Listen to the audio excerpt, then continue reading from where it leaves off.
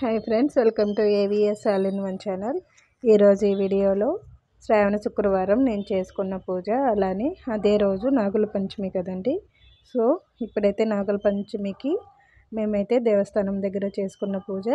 Evening అయితే శివుని టెంపుల్కి వెళ్ళామండి. అక్కడ కూడా పూజ చేసుకొని అయితే వచ్చాము. ఈ వీడియోలో అయితే ఏం చేసామన్నది అయితే చూద్దామండి.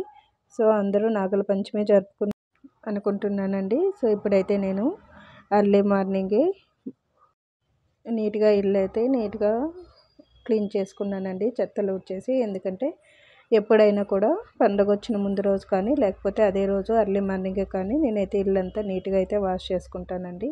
సో ఇప్పుడైతే దేవుని గదిని ఆల్రెడీ పూజ చేసి ఉంటాం కదా, చేసినవన్నీ నీట్గా ఫ్లవర్స్ అంతా తీసేసి క్లీన్ చేసుకున్న తర్వాత ఫ్రెష్గా తెచ్చుకున్న ఫ్లవర్స్ని అయితే దేవునికి అయితే అలంకరించుకున్నానండి.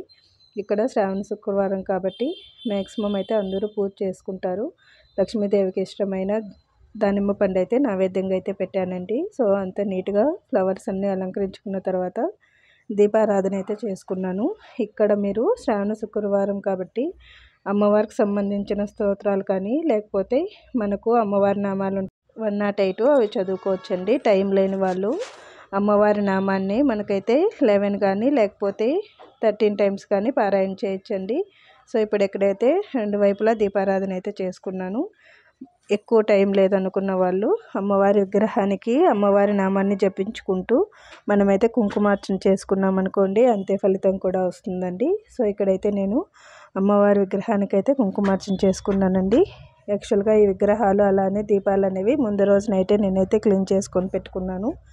సో ఇక్కడైతే అమ్మవారి విగ్రహానికి కుంకుమార్చన అయిన తర్వాత లాస్ట్లో పూజ అంతా అయితే కంప్లీట్ అయ్యిందండి. ఇప్పుడు ఇక్కడైతే నేను యాక్చువల్గా అయితే స్తోత్రాలు బుక్ దొరుకుతుంది కదా, లలితా సహస్రనామము.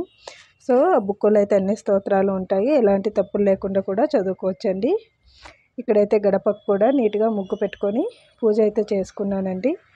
సో అంతా పూజ అయిన తర్వాత జస్ట్ ఒక 9:30 పైన అయితే మేము నాగలికి దీపారాధన చేసుకొని అలానే పూజ చేసుకొని వచ్చేకైతే రెడీ అవుతున్నాము. ఇక్కడైతే నేను సజ్జలు అలానే నల్ల నువ్వులు అలానే బియ్యం కూడా వేసి అంతా నీట్గా ఏమీ చెత్త లేకుండా క్లీన్ చేసుకొని పెట్టుకున్నానండి. ఒక బౌల్లో ఇవంతా వేసుకొని అందులోకి వాటర్ పోసుకొని నీట్గా అయితే వాష్ చేసుకోవాలి. యాక్చువల్గా ఇక్కడైతే చలివిడి కూడా నైవేద్యంగా పెడతారు, అది కూడా పెట్టుకోవచ్చండి. ఇది మేము మా నానమ్మ వాళ్ళు ఉన్నప్పటి నుంచి ఇదే పెడతాము. సో నేనైతే ఆ బియ్యం అనేది నానబెట్టేకైతే పెట్టానండి. ఇక్కడ నాగల దగ్గరికి ఏమేమి తీసుకెళ్తాం అనేది కూడా చూద్దాము. టెంకాయ అలానే దీపాలు, పసుపు, కుంకుమ, ఫ్లవర్స్ అలానే రాగి చెంబు అభిషేకం చేసుకోవడానికండి.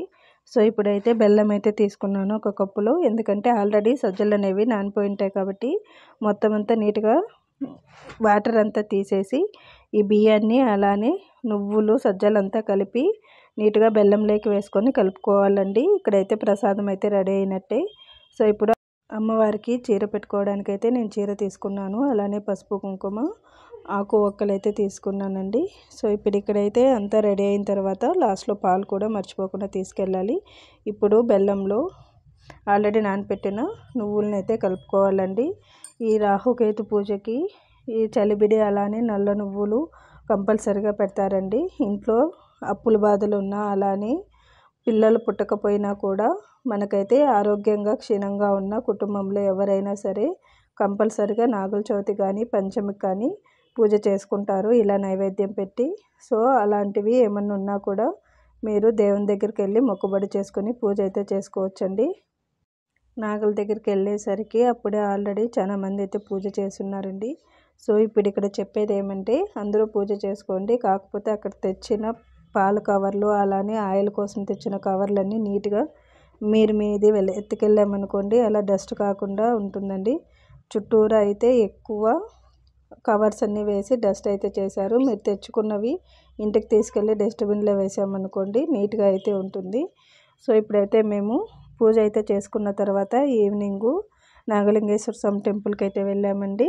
ఇక్కడ కూడా అంతే పూజ అయితే చాలా బాగా చేస్తారు. శివలింగానికి కూడా బెల్లందూరులో చాలా ఫేమస్ టెంపుల్ అండి. చూసారు కదా, రైట్ సైడ్ గణపతి అలానే లెఫ్ట్ సైడ్లో అయితే అమ్మవారు ఉంటారు. ముందరైతే ఆంజనేయ స్వామి, మధ్యలో శివలింగానికి రైట్ సైడ్ అయితే సుబ్రహ్మణ్య స్వామి కూడా ఉంటారండి. నెక్స్ట్ డే అంటే సాటర్డే సూర్య షష్ఠి కూడా ఉంది కదండి, షష్ఠి కోసం కూడా అందరూ వస్తుంటారు ఇక్కడికి. ఇదే గుళ్ళో నవగ్రహాలు కూడా ఉన్నాయండి, పూజ చేసుకుని అయితే వెళ్ళొచ్చు. సో మేమైతే నాగుల పంచమి అయితే ఇలా అయితే సెలబ్రేట్ చేసుకున్నామండి. సో ఇప్పుడు లాస్ట్లో మేమైతే అవుట్ సైడు శివలింగం అయితే పెట్టారండి. అక్కడైతే మనమే చేతులతో అభిషేకం చేసుకోవచ్చండి, ఓన్గానే అభిషేకం అయితే చేసుకోవచ్చు. లింగం అయితే సపరేట్గా కూడా పెట్టారండి. ఇలా పర్వదినాల్లో ఈ టెంపుల్లో ఇదే అండి స్పెషల్, సపరేట్గా లింగం పెడతారు, పూజ చేసుకోవచ్చండి. సో చూసారు కదా, అదే టెంపుల్కి ఎదురుగా ఈవినింగ్ అయితే నాగళ్ళు ఉన్నాయి. సో అక్కడికి కూడా వెళ్ళి నమస్కారం చేసుకొని అయితే వచ్చామండి. చూసారు కదా, ఇక్కడ ఎప్పుడు కూడా చిన్నపిల్లల దగ్గర కూడా నాగల పంచమికి పూజ చేయించారనుకోండి చాలా మంచిదండి. సో ఈవినింగ్ టైంలో కూడా మీకు టైం ఉన్నప్పుడు కూడా ఎప్పుడు ప్రతి నెలలో షష్ఠి అలానే పంచమి వచ్చినప్పుడు పూజ చేయించేకి ట్రై చేయండి. ఈ వీడియో కనుక నచ్చినట్టయితే లైక్, షేర్ అండ్ సబ్స్క్రైబ్ చేయండి. కొత్తగా చూసేవాళ్ళు మా ఛానల్ సబ్స్క్రైబ్ చేసి మీ ఫ్యామిలీ మెంబర్స్కి అయితే షేర్ చేయండి.